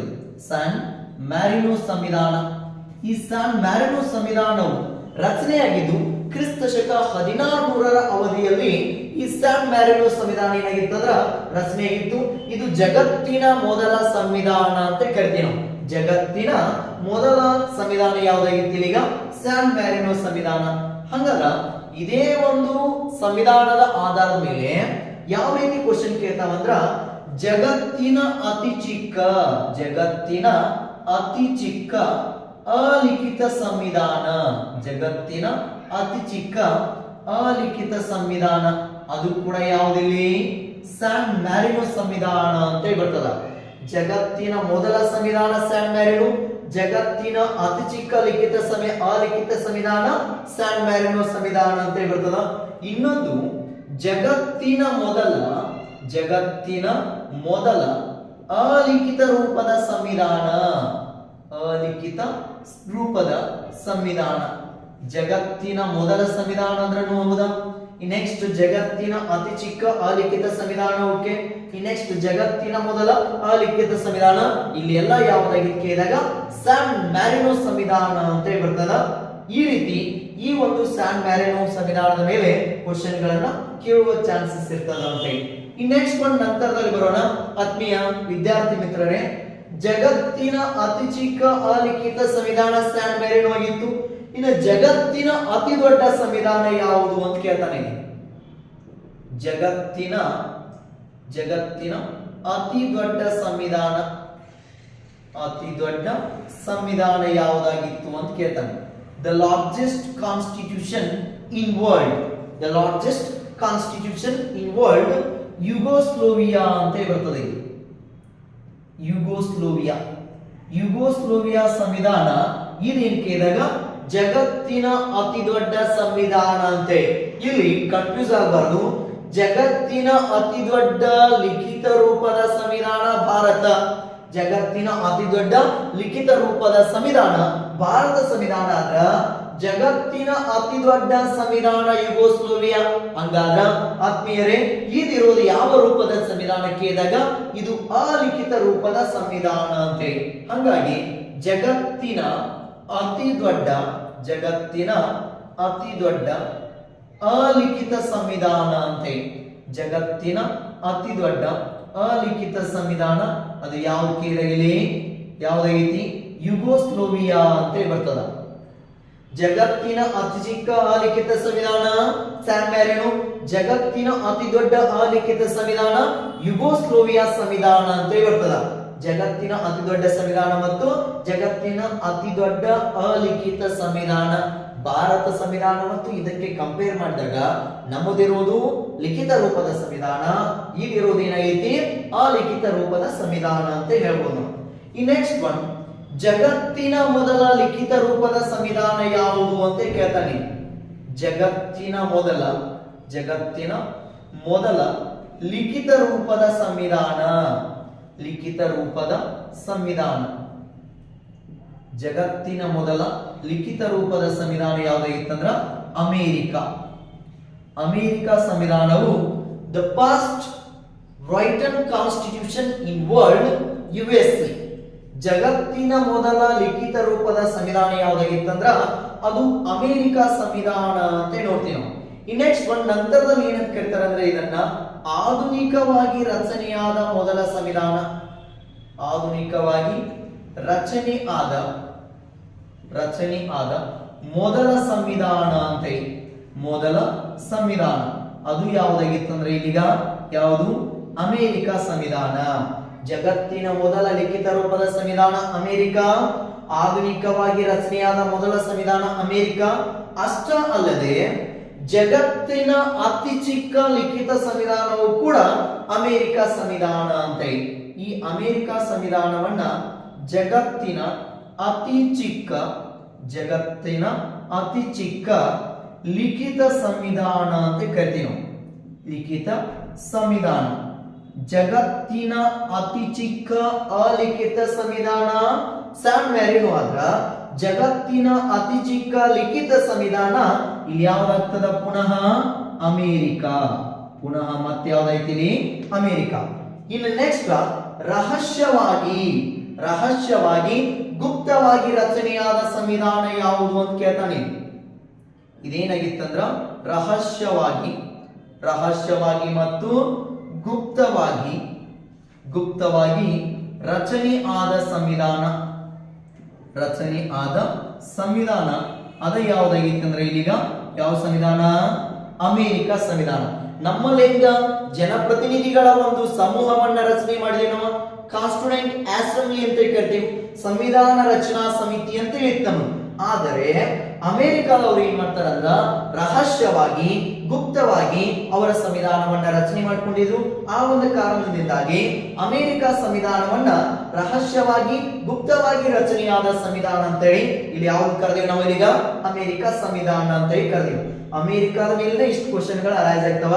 ಜಗತ್ತಿನ ಮೊದಲ ಲಿಖಿತ ರೂಪದ ಸಂವಿಧಾನ ಅಮೆರಿಕ. ಆಧುನಿಕವಾಗಿ ರಚನೆಯಾದ ಮೊದಲ ಸಂವಿಧಾನ ಅಮೆರಿಕ ಸಂವಿಧಾನ. ಜಗತ್ತಿನ ಅತಿ ಚಿಕ್ಕ ಲಿಖಿತ ಸಂವಿಧಾನ ಅಮೆರಿಕ ಸಂವಿಧಾನ. ರಹಸ್ಯವಾಗಿ ಮತ್ತು ಗುಪ್ತವಾಗಿ ರಚನೆಯಾದ ಸಂವಿಧಾನ ಅದು ಯಾವುದಿಲ್ಲ ಅಮೆರಿಕ ಸಂವಿಧಾನ ಅಂತ ಹೇಳಿ. ಈ ರೀತಿ ಅಮೆರಿಕದ ಮೇಲೆ ಏನಾಗ್ತಾರೆ ಅಂದ್ರ ಕ್ವಶನ್ ಗಳನ್ನ ಕೇಳುವ ಚಾನ್ಸಸ್ ಇರ್ತದ ಅಂತ ಹೇಳಿ. ಈ ನೆಕ್ಸ್ಟ್ ಜಗತ್ತಿನ ವಿಕಸಿತ ಸಂವಿಧಾನ. ಜಗತ್ತಿನ ವಿಕಸಿತ ಸಂವಿಧಾನ ಅಂತ ವಿಕಸಿತ ಸಂವಿಧಾನ ಅಂತ ಯಾವ ಸಂವಿಧಾನವನ್ನ ಕರೆಯುತ್ತಾರೆ ಅಂತ ಕೇಳ್ತಾನೆ. ಜಗತ್ತಿನ ವಿಕಸಿತ ಸಂವಿಧಾನ ಯಾವುದು ಕೇಳಿದಾಗ ಬ್ರಿಟನ್ ಸಂವಿಧಾನ. ಜಗತ್ತಿನ ವಿಕಸಿತ ಸಂವಿಧಾನ ಯಾವ್ದಾಗಿತ್ತು ಬ್ರಿಟನ್ ಸಂವಿಧಾನ ಅಂತ ವಿಕಸಿತ ಅಂದ್ರ ಕಾಲಕ್ರಮೇಣ ರಚನೆಯಾದ ಸಂವಿಧಾನ. ಕಾಲಕ್ರಮೇಣ ರಚನೆಯಾದ ಸಂವಿಧಾನ ಯಾವ್ದಾಗಿತ್ತು ಈಗ ನಮ್ಮ ಬ್ರಿಟನ್ ಸಂವಿಧಾನ ಅಂತ ಕಾಲಕ್ರಮೇಣ ರಚನೆ ಆದ ಸಂವಿಧಾನ. ರಚನೆ ಆದ ಸಂವಿಧಾನ ಅದು ಯಾವ್ದಾಗೈತಿ ಈಗ ಬ್ರಿಟನ್ ಸಂವಿಧಾನ ಅಂತ ನೋಡ್ತೀವಿ ನಾವು. ಯಾಕೆ ಕೇಳಿದಾಗ ಇಲ್ಲಿರೋದು ಪ್ರಜಾಪ್ರಭುತ್ವವಲ್ಲ ರಾಜಪ್ರಭುತ್ವ ಐತಿ. ರಾಜರು ಜಾರಿಗೆ ತಂದ ಕಾಯ್ದೆ ಕಾನೂನುಗಳ ಅನ್ವಯ ಅಲ್ಲಿ ಏನ್ ಮಾಡ್ತಾರ ಬ್ರಿಟನ್ ನಲ್ಲಿ ಕಾಯ್ದೆ ಕಾನೂನುಗಳ ಅನ್ವಯ ಅಧಿಕಾರವನ್ನ ಮುನ್ನಡೆಸ್ತಿರ್ತಾರ. ಆ ಒಂದು ಕಾರಣದಿಂದಾಗಿ ರಾಜ ಮತ್ತು ರಾಣಿಯರು ಜಾರಿಗೆ ತಂದ ಕಾಯ್ದೆ ಕಾನೂನುಗಳ ಅನ್ವಯ ಇಲ್ಲಿ ಅಲಿಖಿತ ರೂಪದ ಸಂವಿಧಾನ ರಚನೆ ಆಗೈತಿ. ಅದಕ್ಕಾಗಿ ನನ್ನ ಏನಂತ ಕರಿತೀವಿ ನಾವಲ್ಲಿ ಕಾಲಕ್ರಮೇಣ ರಚನೆಯಾದ ಸಂವಿಧಾನ ಅಂತ. ಅಷ್ಟೇ ಅಲ್ಲದೆ ಎಲ್ಲ ಸಂವಿಧಾನಗಳ ತಾಯಿ ಸಂವಿಧಾನ ಅಂತ ಕೂಡ ಕರೀತಾರೆ. ಇದು ಎಲ್ಲ ಸಂವಿಧಾನಗಳ ತಾಯಿ ಸಂವಿಧಾನ. ತಾಯಿ ಸಂವಿಧಾನ ಅಂತ ಕೂಡ ಯಾವ್ದು ಕರೆದಾರೆ ಈಗ ಬ್ರಿಟನ್ ಸಂವಿಧಾನವನ್ನ ಕರೀತಾರ. ಆತ್ಮೀಯರೇ ಇದೇ ರೀತಿ ಏನ್ ಮಾಡ್ತಾರ ಅಂದ್ರ ಸಂವಿಧಾನಗಳ ಮೇಲೆ ಕ್ವಶನ್ ಗಳನ್ನ ಕೇಳ್ತಿರ್ತಾರ. ಹಂಗಾದ್ರ ಜಗತ್ತಿನ ಮೊದಲ ಸಂವಿಧಾನ the first and oldest constitution in world San Marino ಅಂತ. ನೆಕ್ಸ್ಟ್ ಜಗತ್ತಿನ ಅತಿ ಚಿಕ್ಕ ಅಲಿಖಿತ ಸಂವಿಧಾನ the first unwritten constitution in world San Marino ಅಂತ. ನೆಕ್ಸ್ಟ್ ಜಗತ್ತಿನ ಮೊದಲ ಲಿಖಿತ ರೂಪದ ಸಂವಿಧಾನ the first unwritten constitution in world San Marino ಅಂತ. ಈ ರೀತಿ ಕ್ವಶನ್ ಗಳನ್ನ ಸ್ಯಾನ್ ಮ್ಯಾರಿನೋ ಮೇಲೆ ಕೇಳ್ತಾರ. ನೆಕ್ಸ್ಟ್ ಜಗತ್ತಿನ ಅತಿ ದೊಡ್ಡ ಸಂವಿಧಾನ the largest constitution in world Yugoslavia ಅಂತ. ದ ಲಾರ್ಜೆಸ್ಟ್ ಅಂದ್ರೆ ಅತಿ ದೊಡ್ಡ ಸಂವಿಧಾನ Yugoslavia. Next one the largest unwritten constitution in world Yugoslavia. ಜಗತ್ತಿನ ಅತಿ ದೊಡ್ಡ ಸಂವಿಧಾನ ಜಗತ್ತಿನ ಅತಿ ದೊಡ್ಡ ಅಲಿಖಿತ ಸಂವಿಧಾನ ಯಾವ್ದಾಗಿತ್ತು ಈಗ ಯುಗೋಸ್ಲೋವಿಯಾ ಸಂವಿಧಾನ. ನೆಕ್ಸ್ಟ್ ಒನ್ ಬರೋಣ ಜಗತ್ತಿನ ಮೊದಲ ಲಿಖಿತ ರೂಪದ ಸಂವಿಧಾನ the first and oldest written constitution in world America ಅಂತ. ಅಮೆರಿಕ ಸಂವಿಧಾನವು ಇದು ಲಿಖಿತ ರೂಪದ ಮೊದಲ ಸಂವಿಧಾನ. ಆಧುನಿಕವಾಗಿ ರಚನೆಯಾದ ಮೊದಲ ಸಂವಿಧಾನ ಯಾವುದು ಅಂತ ಕೇಳ್ತಾನ. ಅದು ಯಾವ್ದಾಗಿತ್ತು ಈಗ ಅಮೆರಿಕ ಸಂವಿಧಾನ ಅಂತ. ನೆಕ್ಸ್ಟ್ ಒನ್ ಜಗತ್ತಿನ ಅತಿ ಚಿಕ್ಕ ಲಿಖಿತ ಸಂವಿಧಾನ the smallest written constitution in world is America ಅಂತ. ಇದು ಜಗತ್ತಿನ ಅತಿ ಚಿಕ್ಕ ಲಿಖಿತ ಸಂವಿಧಾನ. ರಹಸ್ಯವಾಗಿ ಮತ್ತು ಗುಪ್ತವಾಗಿ ರಚನೆಯಾದ ಸಂವಿಧಾನ ಅದು ಕೂಡ ಯಾವುದಿಲ್ಲಿ ಅಮೆರಿಕ ಸಂವಿಧಾನ. ಯಾಕೆ ಕೇಳಿದಾಗ ನಮ್ಮ ಭಾರತ ಸಂವಿಧಾನ ಮತ್ತು ಅಮೆರಿಕ ಸಂವಿಧಾನಕ್ಕೆ ಹೋಲಿಕೆ ಮಾಡಿದಾಗ ನಮ್ಮ ಸಂವಿಧಾನವನ್ನು ಜನಪ್ರತಿನಿಧಿಗಳಿಂದ ರಚನೆಯಾದ ಸಂವಿಧಾನ ಆದ್ರ ಅಮೆರಿಕದಲ್ಲಿ ಆ ರೀತಿ ಅಲ್ಲ, ರಹಸ್ಯವಾಗಿ ಮತ್ತು ಗುಪ್ತವಾಗಿ ರಚನೆಯಾದ ಸಂವಿಧಾನ ಯಾವುದಾಗಿತ್ತು ಅಮೆರಿಕ ಸಂವಿಧಾನ ಅಂತ. ನೆಕ್ಸ್ಟ್ ಒನ್ ಜಗತ್ತಿನ ವಿಕಸಿತ ರೂಪದ ಸಂವಿಧಾನ. ವಿಕಸಿತ ರೂಪ ಅಂದ್ರ ಕಾಲಕ್ರಮೇಣ ರಚನೆಯಾದ ಸಂವಿಧಾನ. ಕಾಲಕ್ರಮೇಣ ರಚನೆಯಾದ ಸಂವಿಧಾನ ಯಾವುದು ಕೇಳಿದಾಗ ಬ್ರಿಟನ್ ಸಂವಿಧಾನ. ಇಲ್ಲಿಂದ ಪ್ರಮುಖ ಅಂಶಗಳನ್ನ ಎಲ್ಲ ಸಂವಿಧಾನಗಳಿಗೆ ಎರವಲು ಪಡೆದಿದ್ದು. ಅದಕ್ಕಾಗಿ ಏನಂತ ಕರೀತಾರಂದ್ರ ತಾಯಿ ಸಂವಿಧಾನ ಅಂತ ಕೂಡ ಕರೆದಾರ.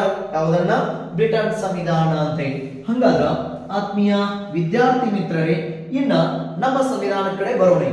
ಹಂಗಾದ್ರ ಜಗತ್ತಿನ ಅತಿ ದೊಡ್ಡ ಲಿಖಿತ ಸಂವಿಧಾನ ಯಾವುದು ಅಂತ ಕೇಳ್ತಾನೆ. ಜಗತ್ತಿನ ಅತಿ ದೊಡ್ಡ ಲಿಖಿತ ಸಂವಿಧಾನ. ಲಿಖಿತ ಸಂವಿಧಾನ. The largest written constitution in world. ಜಗತ್ತಿನ ಅತಿ ದೊಡ್ಡ ಲಿಖಿತ ರೂಪದ ಸಂವಿಧಾನ ಯಾವುದು ಕೇಳಿದಾಗ ಭಾರತ ಸಂವಿಧಾನ ಅಂತ ನೋಡ್ತೀವಿ ನಾವು. ಜಗತ್ತಿನ ಅತಿ ದೊಡ್ಡ ಲಿಖಿತ ರೂಪದ ಸಂವಿಧಾನ ಭಾರತ ಸಂವಿಧಾನ ಅಂತ ಹೇಳಿ. ಇಂಡಿಯಾದ ಬದಲಾಗಿ ಪದನಾಮ ಏನಾಗಿತ್ತು ಈಗ ಭಾರತ ಅಂತ ಹೇಳಿ ಹೆಸರನ್ನ ಮಾಡೈತಿ ಮೋದಿ ಸರ್ಕಾರ. ಭಾರತ ಅಂತ ಹೇಳಿ ಹೆಸರನ್ನ ಮಾಡೈತಿ.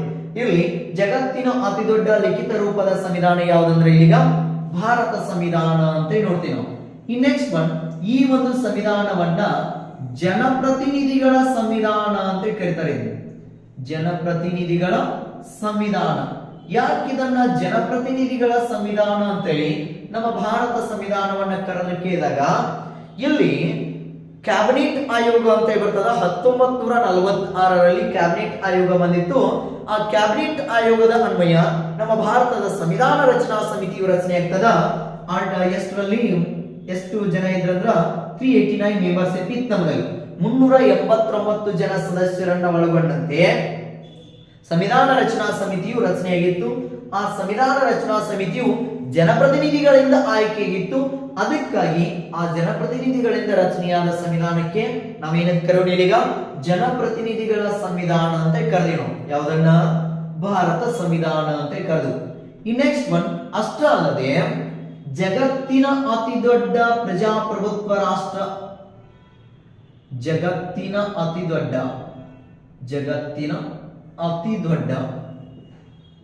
ದೊಡ್ಡ ಪ್ರಜಾಪ್ರಭುತ್ವ ರಾಷ್ಟ್ರ ಅಂತೆ.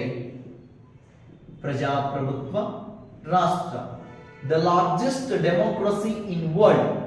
ಜಗತ್ತಿನ ಅತಿ ದೊಡ್ಡ ಪ್ರಜಾಪ್ರಭುತ್ವ ರಾಷ್ಟ್ರ ಯಾವುದಾಗಿತ್ತು ಈಗ ಭಾರತ ಅಂತೆ. ಪ್ರಜಾಪ್ರಭುತ್ವ ಅಂದ್ರ ಪ್ರಜೆಗಳಿಂದ ಪ್ರಜೆಗಳಿಗಾಗಿ ಪ್ರಜೆಗಳಿಗೋಸ್ಕರ ನಡೆಸುವ ಸರ್ಕಾರ. ಅದೇ ಯಾವುದಾಗಿತ್ತು ಪ್ರಜಾಪ್ರಭುತ್ವ ಸರ್ಕಾರ ಅಂತ ನೋಡ್ತೀವಿ ನಾವು. ಹಂಗಾದ್ರ ಈ ಪ್ರಜಾಪ್ರಭುತ್ವದ ಪರಿಕಲ್ಪನೆ ನೀಡಿರ್ತಕ್ಕಂತ ಒಬ್ಬ ವ್ಯಕ್ತಿ ಯಾರು ಕೇಳಿದಾಗ ಅಮೆರಿಕಾದ ಅಧ್ಯಕ್ಷನಾಗಿರ್ತಕ್ಕಂಥ ಅಬ್ರಾಹಿಂ ಲಿಂಕನ್ ಅಂತಕ್ಕಂಥ ವ್ಯಕ್ತಿ ಈ ಪ್ರಜಾಪ್ರಭುತ್ವದ ಒಂದು ಹೇಳಿಕೆಯನ್ನು ನೀಡಿದ್ದ. We the people, by the people, for the people ಅಂತ ಹೇಳಿ ಅಬ್ರಾಹಿಂ ಲಿಂಕನ್ ಅವ್ರು ಏನ್ ಮಾಡ್ತಾರ ಅಂದ್ರ ಈ ಒಂದು ಅದರ ಅರ್ಥವನ್ನ ತಿಳಿಸಿಕೊಟ್ಟಿದ್ರು ಅಂತ ನೋಡ್ತೀವಿ ನಾವು. ಇನ್ನು ನಂತರದಲ್ಲಿ ನಮ್ಮ ಭಾರತ ಸಂವಿಧಾನವನ್ನ ಜಗತ್ತಿನ ಅತಿ ದೊಡ್ಡ ಲಿಖಿತ ಸಂವಿಧಾನ ಆಯಿತು, ಜನಪ್ರತಿನಿಧಿಗಳ ಸಂವಿಧಾನ ಆಯಿತು, ಜಗತ್ತಿನ ಅತಿ ದೊಡ್ಡ ಪ್ರಜಾಪ್ರಭುತ್ವ ರಾಷ್ಟ್ರ ಯಾವುದಾಗಿತ್ತು ಈಗ ಭಾರತ ಸಂವಿಧಾನ ಅಂತ. ನಮ್ಮ ಭಾರತ ಸಂವಿಧಾನ ರಚನೆಯಾಗಲು ದೀರ್ಘ ಸಿಂಹಪಾಲವನ್ನ ಒಳಗೊಂಡಿರ್ತಕ್ಕಂಥ ಒಬ್ಬ ಪ್ರಮುಖ ವ್ಯಕ್ತಿ ಯಾರು ಕೇಳಿದಾಗ ಒಬ್ಬ ಅಗ್ರಗಣ್ಯ ಅಂತ ಹೇಳಿದ್ರು ಕೂಡ ಕಡಿಮೆ ಅಲ್ಲ. ಆ ವ್ಯಕ್ತಿ ಯಾರು ಕೇಳಿದಾಗ ಡಾಕ್ಟರ್ ಬಿ ಆರ್ ಅಂಬೇಡ್ಕರ್ ಅವರು. ಡಾಕ್ಟರ್ ಬಿ ಆರ್ ಅಂಬೇಡ್ಕರ್ ಅವರನ್ನ ನಾವು ಏನಂತ ಕರಿತೀವಿ ಈಗ ಭಾರತ ಸಂವಿಧಾನದ ಪಿತಾಮಹ ಅಂತ ಕರಿತೀವಿ ನಾವು. ಭಾರತ ಸಂವಿಧಾನದ ಪಿತಾಮಹ. ಭಾರತ ಸಂವಿಧಾನದ ಪಿತಾಮಹ ಅಂತೇಳಿ ಯಾರನ್ನ ಕರೆಯುತ್ತಾರೆ ಅಂತ ಕೇಳ್ತಾನೆ. The father of Indian constitution doctor B R Ambedkar ಅಂತೇಳಿ. ಡಾಕ್ಟರ್ ಬಿ ಆರ್ ಅಂಬೇಡ್ಕರ್ ಇವರನ್ನ ಏನಂತ ಕರೀತಾರೆ ಅಂದ್ರೆ ಇಲ್ಲಿ ಭಾರತ ಸಂವಿಧಾನದ ಪಿತಾಮಹ ಅಂತ ಯಾರನ್ನ ಕರೆದ್ರೆ ಈಗ ಡಾಕ್ಟರ್ ಬಿ ಆರ್ ಅಂಬೇಡ್ಕರ್ ಅಂತೇಳಿ. ಜಗತ್ತಿನಲ್ಲಿ ಅತಿ ಹೆಚ್ಚು ಬುಕ್ಸ್ ಗಳನ್ನ ಓದಿರ್ತಕ್ಕಂತ ಇಬ್ಬರು ವ್ಯಕ್ತಿಗಳು ಯಾರು ಕೇಳಿದಾಗ ನಮ್ಮ ಭಾರತದ ಡಾಕ್ಟರ್ ಬಿ ಆರ್ ಅಂಬೇಡ್ಕರ್ ಅಂತ ಹೇಳುವುದರಲ್ಲಿ ಒಂದು ಹೆಮ್ಮೆ ಅನಿಸ್ತದ. ಯಾಕೆ ಕೇಳಿದಾಗ ಜಗತ್ತಿನಲ್ಲಿ ಅತಿ ಬುಕ್ಸ್ ಗಳನ್ನ ಓದಿರ್ತಕ್ಕಂತ ಇಬ್ಬರು ವ್ಯಕ್ತಿಗಳು ಒಬ್ಬ ಡಾಕ್ಟರ್ ಬಿ ಆರ್ ಅಂಬೇಡ್ಕರ್ ಅಂತ ಹೇಳಿ, ಇನ್ನೊಬ್ರು ಯಾರು ಕೇಳಿದಾಗ ಕಾರ್ಲ್ ಮಾರ್ಕ್ಸ್ ಅಂತ ಹೇಳಿ ಬರ್ತಾರೆ. ಇವರು ಏನ್ ಕೇಳಿದಾಗ ಅತಿ ಹೆಚ್ಚು ಬುಕ್ಸ್ ಗಳನ್ನ ಓದಿರ್ತಕ್ಕಂತ ವ್ಯಕ್ತಿಗಳು. ಇವರೊಬ್ಬರು ಭಾರತೀಯ ಅಂತ ಹೇಳಿಕೊಳ್ಳಲು ನಮಗೆ ಅಗಾಧವಾದ ಒಂದು ಹೆಮ್ಮೆ ಅಂತ ಹೇಳ್ಬೋದು. ಆ ವ್ಯಕ್ತಿಯನ್ನ ನಾವೇನಂತ ಕರೆಯೋಣ ಈಗ ಭಾರತ ಸಂವಿಧಾನದ ಪಿತಾಮಹ ಅಂತ ಕರಿತೀವಿ. ಯಾರನ್ನ? ಡಾಕ್ಟರ್ ಬಿ ಆರ್ ಅಂಬೇಡ್ಕರ್ ಅವರನ್ನ. ಅಷ್ಟಲ್ಲದೆ ಇವರನ್ನ ಭಾರತ ಸಂವಿಧಾನದ ಶಿಲ್ಪಿ ಅಂತ ಕೂಡ ಕರೀತಾರೆ. ಭಾರತ ಸಂವಿಧಾನದ ಶಿಲ್ಪಿ ಅಂತ ಕೂಡ ಯಾರನ್ನ ಕರೆದ್ರಂದ್ರ ಡಾಕ್ಟರ್ ಬಿ ಆರ್ ಅಂಬೇಡ್ಕರ್ ಅವರನ್ನ ಕರೆದಿದ್ರು. ಯಾಕೆ ಕೇಳಿದಾಗ ಶಿಲ್ಪಿ ಅಂದ್ರ ಒಂದು ಶಿಲೆಯಲ್ಲಿರ್ತಕ್ಕಂಥ ವೇಸ್ಟೇಜ್ ಅನ್ನ ತೆಗೆದು ಹಾಕಿ ಆತ ಆ ಶಿಲೆಯ ಮೂಲಕ ಏನ್ ಮಾಡ್ತಾನಂದ್ರ ಮೂರ್ತಿಗಳನ್ನ ಕೆತ್ತನೆ ಮಾಡ್ತಾನ. ಆ ವ್ಯಕ್ತಿಯನ್ನ ನಾವೇನಂತ ಕರಿತೀವಿ ಅಲ್ಲಿ ಶಿಲ್ಪಿ ಅಂತ ಕರಿತಿರ್ತೀವಿ. ಅದೇ ರೀತಿ ಆತ್ಮೀಯರೇ, ನಮ್ಮ ಭಾರತದಲ್ಲಿ ಇರ್ತಕ್ಕಂಥ ಆಚಾರ ವಿಚಾರ ರೂಢಿ ಸಂಪ್ರದಾಯಗಳಾಗಿರ್ಬೋದು, ಕೆಲವು ಅನಿಷ್ಟ ಪದ್ಧತಿಗಳಾಗಿರ್ಬೋದು, ಮೂಢ ನಂಬಿಕೆಗಳಾಗಿರ್ಬೋದು, ಇವುಗಳನ್ನೆಲ್ಲ ಹೋಗಲಾಡಿಸಿ ಒಂದು ಪರಿಶುದ್ಧವಾಗಿರ್ತಕ್ಕಂಥ ಕಾಯ್ದೆ ಕಾನೂನುಗಳನ್ನು ಜಾರಿಗೆ ತರುವ ಸಲುವಾಗಿ ಸಂವಿಧಾನ ರಚನೆ ಮಾಡಲು ಅಗ್ರಗಣ್ಯ ಯಾರಾಗಿದ್ರಂದ್ರ ಡಾಕ್ಟರ್ ಬಿ ಆರ್ ಅಂಬೇಡ್ಕರ್ ಅವರಾಗಿದ್ರು. ಅದಕ್ಕಾಗಿ ಅಂಬೇಡ್ಕರ್ ಅವರನ್ನ ಏನಂತ ಕರಿತೀವಿ ಈಗ ಸಂವಿಧಾನದ ಶಿಲ್ಪಿ ಅಂತ ಕರೀತಾರ. ಹಂಗಂತೇಳಿ ಕರೆದ ಒಬ್ಬ ವ್ಯಕ್ತಿ ಯಾರು ಕೇಳಿದಾಗ ಎಂ ವಿ ಫೈಲಿ ಅಂತಕ್ಕಂತ ವ್ಯಕ್ತಿ, ಎಂ ವಿ ಫೈಲಿ ಅಂತಕ್ಕಂತ ವ್ಯಕ್ತಿ ಡಾಕ್ಟರ್ ಬಿ ಆರ್ ಅಂಬೇಡ್ಕರ್ ಅವರನ್ನ ಏನಂತ ಕರಿತಾನಂದ್ರ ಸಂವಿಧಾನದ ಶಿಲ್ಪಿ ಅಂತ ಕರೀತಾರ. ಇರ್ಲಿ, ನೆಕ್ಸ್ಟ್ ಒನ್, ನಂತರದಲ್ಲಿ ನಮ್ಮ ಸಂವಿಧಾನ ರಚನೆ ಆಗ್ಬೇಕಾದ್ರ ಕೈ ಬರಹ ಯಾರ್ದೈತಿ ಅಂತ ಕೇಳ್ತಾನೆ. ಕೈ ಬರಹ ಅಂದ್ರ ಅಲ್ಲಿ ಬರವಣಿಗೆಯನ್ನು ಮಾಡಿರ್ತಕ್ಕಂತ ವ್ಯಕ್ತಿ ಯಾರು ಕೇಳಿದಾಗ ಪ್ರೇಮ್ ಬಿಹಾರಿ ಅಜಯ್ ಜಾ ಅಂತ. ಪ್ರೇಮ್ ಬಿಹಾರಿ ಅಜಯ್ ಜಾ. ಈ ಪ್ರೇಮ್ ಬಿಹಾರಿ ಅಜಯ್ ಜಾ ಅವರ ಲೇಖನದಿಂದ ರಚನೆಯಾಗಿದ್ದೆ ಯಾವುದಿಲ್ಲಿ ನಮ್ಮ ಭಾರತ ಸಂವಿಧಾನ ಅಂತ ನೋಡ್ತೀವಿ. ನೆಕ್ಸ್ಟ್ ಅಲ್ಲಿ ಡಯಾಗ್ರಾಮ್ಸ್ ಗಳು ಕೂಡ ಕಂಡು ಬರ್ತಾವ. ಚಿತ್ರ ಬಿಡಿಸಿದವರು ಯಾರು ಅಂತ ಕೇಳ್ತಾನೆ. ಇಲ್ಲಿ ಚಿತ್ರ ಬಿಡಿಸಿದ ವ್ಯಕ್ತಿ ಯಾರು ಕೇಳಿದಾಗ ನಂದನ್ ಲಾಲ್ ಬೋಸ್ ಅಂತಕ್ಕಂತ ವ್ಯಕ್ತಿ. ನಂದನ್ ಲಾಲ್ ಬೋಸ್, ನಂದ್ ಕುಮಾರ್ ಬೋಸ್ ಬೇರೆ, ನಂದನ್ ಲಾಲ್ ಬೋಸ್ ಬೇರೆ. ಕೋಲ್ಕತ್ತಾದ ಸುಪ್ರೀಂ ಕೋರ್ಟಿನಿಂದ ಮರಣದಂಡನೆಗೆ ಒಳಗಾದ ಮೊದಲ ಭಾರತೀಯ ನಂದ್ ಕುಮಾರ್ ಬೋಸ್ ಆದ್ರ ನಮ್ಮ ಸಂವಿಧಾನದಲ್ಲಿ ಕಂಡು ಬರ್ತಕ್ಕಂಥ ಡಯಾಗ್ರಾಮ್ಸ್ ಗಳನ್ನ ಚಿತ್ರ ಬಿಡಿಸಿದ ವ್ಯಕ್ತಿ ಯಾರೀಗ ನಂದ್ ಕುಮಾರ್ ಬೋಸ್ ಅಂತಕ್ಕಂಥ ವ್ಯಕ್ತಿ ಕಂಡು ಬರ್ತಾರ. ಇವರು ಚಿತ್ರ ಬಿಡಿಸಿದವರು ಅಂತ ನೋಡ್ತೀವಿ ನಾವು. ಇನ್ನು ನೆಕ್ಸ್ಟ್ ಒನ್, ನಂತರದಲ್ಲಿ ನಮ್ಮ ಭಾರತ ಸಂವಿಧಾನವು ಯಾವ ಭಾಷೆಯಲ್ಲಿ ರಚನೆಯಾಗಿದೆ ಅಂತ ಕೇಳ್ತಾನ. ಇದು ರಚನೆಯಾಗಿದ್ದು ಇಂಗ್ಲಿಷ್ ಮತ್ತು ಹಿಂದಿ ಒಳಗೆ ರಚನೆಯಾಗಿದೆ. ಇಂಗ್ಲಿಷ್ ಮತ್ತು ಹಿಂದಿ, ಇಂಗ್ಲಿಷ್ ಮತ್ತು ಹಿಂದಿ ಲ್ಯಾಂಗ್ವೇಜ್ ಒಳಗ ರಚನೆಯಾಗಿದೆ ಯಾವ ಕೇಳಿದಾಗ ನಮ್ಮ ಭಾರತ ಸಂವಿಧಾನ. Hindi is not national language, only national official language. ಇದು ರಾಷ್ಟ್ರೀಯ ಆಡಳಿತ ಭಾಷೆ ಅಂತ ಕರಿಬಹುದು ನಾವು. ಆರ್ಟಿಕಲ್ 343 ಹೇಳ್ತದ, 343ನೇ ವಿಧಿ ಹೇಳ್ತದ ಏನಂತೇಳಿ ಹಿಂದಿಯನ್ನ ರಾಷ್ಟ್ರೀಯ ಆಡಳಿತ ಭಾಷೆಯಾಗಿ ಬಳಕೆ ಮಾಡಬಹುದು ನಾವು. ರಾಷ್ಟ್ರೀಯ ಆಡಳಿತ ಭಾಷೆ, ರಾಷ್ಟ್ರೀಯ ಆಡಳಿತ ಭಾಷೆ ಯಾವ್ದಾಗಿತ್ತಂದ್ರ ಹಿಂದಿ ಆಗಿತ್ತು ಅಂತ ನೋಡ್ತೇವೆ. ಇರ್ಲಿ, ಈ ಹಿಂದಿ ಮತ್ತು ಇಂಗ್ಲಿಷ್ ಭಾಷೆಯಲ್ಲಿ ರಚನೆ ಆಗಿದ್ದ ಯಾವ್ದೀಗ ನಮ್ಮ ಭಾರತದ ಸಂವಿಧಾನ. ಇನ್ನು ಇಂಗ್ಲಿಷ್ ನಲ್ಲಿ ಮೂಲತಃ ರಚನೆ ಆಗಿತ್ತಲ್ಲ ಅವಾಗ ಎಷ್ಟು ಪದಗಳನ್ನ ಒಳಗೊಂಡೈತಿ ಅಂತ ಕೇಳಿದಾಗ 1,17,369 ಇಂಗ್ಲಿಷ್ ಶಬ್ದಗಳು ಏನಾಗ್ತಾವಂದ್ರ ನಮ್ಮ ಭಾರತ ಸಂವಿಧಾನದಲ್ಲಿ ಕಂಡು ಬರ್ತಾವ ಅಂತ. ಈ ರೀತಿ ಏನಾಯ್ತಂದ್ರ ಪ್ರಮುಖ ವ್ಯಕ್ತಿಗಳಿಂದ ನಮ್ಮ ಭಾರತ ಸಂವಿಧಾನ ಏನಾಗೈತಿ ಈಗ ರಚನೆ ಆಗಿದೆ ಅಂತ ನಾವು ನೋಡ್ತೇವೆ. ಆತ್ಮೀಯ ವಿದ್ಯಾರ್ಥಿ ಮಿತ್ರರೇ, ಜಗತ್ತಿನ ಮೊದಲ ಸಂವಿಧಾನ ಸ್ಯಾನ್ ಮ್ಯಾರಿನೋ, ಜಗತ್ತಿನ ಅತಿ ಚಿಕ್ಕ ಅಲಿಖಿತ ಸಂವಿಧಾನ ಸ್ಯಾನ್ ಮ್ಯಾರಿನೋ, ಜಗತ್ತಿನ ಮೊದಲ ಅಲಿಖಿತ ಸಂವಿಧಾನ ಸ್ಯಾನ್ ಮ್ಯಾರಿನೋ ಅಂತ ನೋಡ್ತೀವಿ ನಾವು. ಓಕೆ, ಈ ರೀತಿ 3 ಕ್ವಶನ್ ಗಳನ್ನ ಕೇಳಬಹುದು. ನಂತರದಲ್ಲಿ ಜಗತ್ತಿನ ಅತಿ ದೊಡ್ಡ ಸಂವಿಧಾನ, the largest constitution in world, Yugoslavia. ಇನ್ನೊಂದು ಅದನ್ನ ಕ್ವಶನ್ ಅಪ್ಲೈ ಆಗಿ ಕೇಳಬಹುದು. ಜಗತ್ತಿನ ಅತಿ ದೊಡ್ಡ ಲಿಖಿತ ರೂಪದ ಸಂವಿಧಾನ ಯಾವುದು ಕೇಳಿದಾಗ ಯುಗೋಸ್ಲೋವಿಯಾ ಅಂತ ನೋಡ್ತೀವಿ. ಇದು ಯುಗೋಸ್ಲೋವಿಯಾ ಬಗ್ಗೆ ಕ್ವಶನ್ ಕೇಳ್ತಾರ. ನಂತರದಲ್ಲಿ ಜಗತ್ತಿನ ಮೊದಲ ಲಿಖಿತ ರೂಪದ ಸಂವಿಧಾನ ಅಮೆರಿಕ. ರಹಸ್ಯವಾಗಿ ಆಧುನಿಕವಾಗಿ ರಚನೆಯಾದ ಮೊದಲ ಸಂವಿಧಾನ ಅಮೆರಿಕ. ಜಗತ್ತಿನ ಅತಿ ಚಿಕ್ಕ ಲಿಖಿತ ಸಂವಿಧಾನ ಅಮೆರಿಕ. ರಹಸ್ಯವಾಗಿ ಗುಪ್ತವಾಗಿ ರಚನೆಯಾದ ಸಂವಿಧಾನ ಅಮೆರಿಕ ಸಂವಿಧಾನ ಅಂತ ನೋಡ್ತೀವಿ. ಜಗತ್ತಿನ ವಿಕಸಿತ ಸಂವಿಧಾನ ಬ್ರಿಟನ್ ಸಂವಿಧಾನ. ವಿಕಸಿತ ಸಂವಿಧಾನ ಅಂದ್ರ ಕಾಲಕ್ರಮೇಣ ರಚನೆಯಾದ ಸಂವಿಧಾನ, ಕಾಲಕ್ರಮೇಣ ರಚನೆಯಾದ ಸಂವಿಧಾನ. ಇನ್ನು ಎಲ್ಲ ಸಂವಿಧಾನಗಳ ತಾಯಿ ಸಂವಿಧಾನ ಅಂತ ಕೂಡ ಯಾವ್ದು ಕರಿತೀವಿ ಈಗ ಬ್ರಿಟನ್ ಸಂವಿಧಾನವನ್ನ ಕರೆದಿದ್ದು ಅಂತ ಹೇಳಿ. ನೆಕ್ಸ್ಟ್ ಒನ್, ನಂತರದಲ್ಲಿ ಜಗತ್ತಿನ ಅತಿ ದೊಡ್ಡ ಲಿಖಿತ ರೂಪದ ಸಂವಿಧಾನ, the largest written constitution in world is India.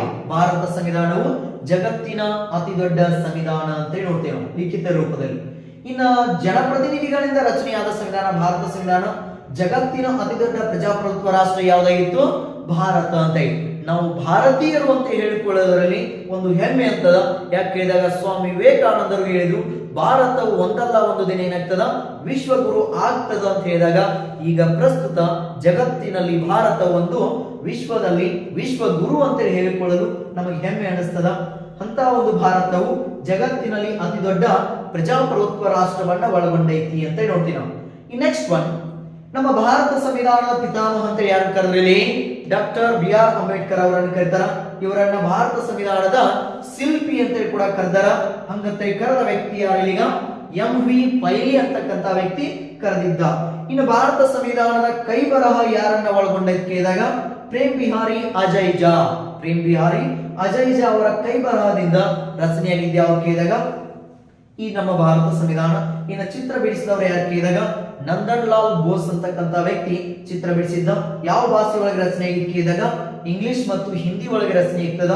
ಈ ಹಿಂದಿಯನ್ನ ರಾಷ್ಟ್ರೀಯ ಆಡಳಿತ ಭಾಷೆಯಾಗಿ ಹೊಂದಬಹುದು ಅಂತ ನಾವು ಸಂವಿಧಾನದ 343ನೇ ವಿಧಿ ತಿಳಿಸ್ತದ.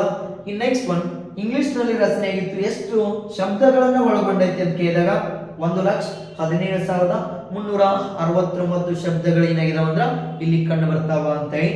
ಆತ್ಮೀಯ ವಿದ್ಯಾರ್ಥಿ ಮಿತ್ರರೇ, ಇದಿಷ್ಟು ಏನಾಯ್ತು ಕೇಳಿದಾಗ ಸಂವಿಧಾನದ ಹಿನ್ನೆಲೆ ಅಂತ ಹೇಳ್ತಾ ಇನ್ನ ಉಳಿದಿದ್ದನ್ನ ನಂತರದ ದಿನಮಾನಗಳಲ್ಲಿ ಮುಂದಿನ ವಿಡಿಯೋದಲ್ಲಿ ನಾವು ಏನ್ ಮಾಡ್ತೇವೆ ಅಂದ್ರ ಮುಂದುವರಿಸ್ತೇವೆ.